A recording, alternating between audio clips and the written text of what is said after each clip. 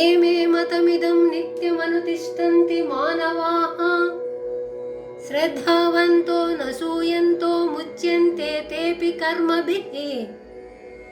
ఏ మనుషులైతే శ్రద్ధగా అసూయ లేని వారై ఈ నా అభిప్రాయములను ఎప్పుడూ ఆచరిస్తూ ఉన్నారో వారందరూ కర్మబంధము నుండి తొలగించబడుతున్నారు. కర్మలను చేస్తూనే కర్మల యొక్క ఫలితాన్ని ఆశించకుండా ఉన్న మనిషి కర్మబంధమును తెంపుకోగలుగుతున్నాడు. దీనిని బట్టి సరిగ్గా తెలుసుకొని ఆచరిస్తేనే కర్మయే కర్మను తెంచివేయగలుగుతుందని స్పష్టమవుతుంది. కర్మయోగం ద్వారా కర్మ విముక్తుడు కాగలడు. అంటే కర్మను సరిగ్గా చేస్తూ కర్మల యొక్క ఫలితాన్ని ఆశించకుండా ఉన్న మనిషి యొక్క చిత్తము శుద్ధి కలిగి తద్వారా జ్ఞానము ఉదయించి విముక్తులవుతారు.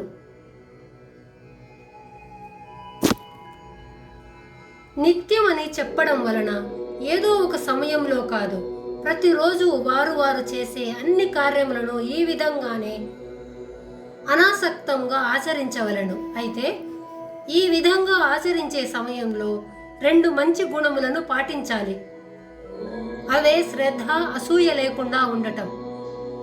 ఏ వస్తువు పట్ల అయినా, ఏ వాక్యము పట్ల కానీ, ఏ వ్యక్తి పట్ల కానీ మనిషికి ఎంతెంత శ్రద్ధ, విశ్వాసములు ఉన్నప్పుడే అంతంత ఎక్కువ ఫలితమును వాటి ద్వారా మనిషి పొందగలడు.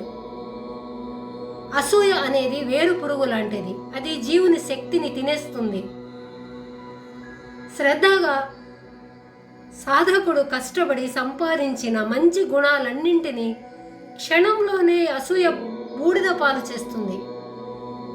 ఈ ప్రమాదమును కనిపెట్టి భగవంతుడు సాధక లోకానికి సరైన సమయంలో హెచ్చరిక చేస్తున్నారు.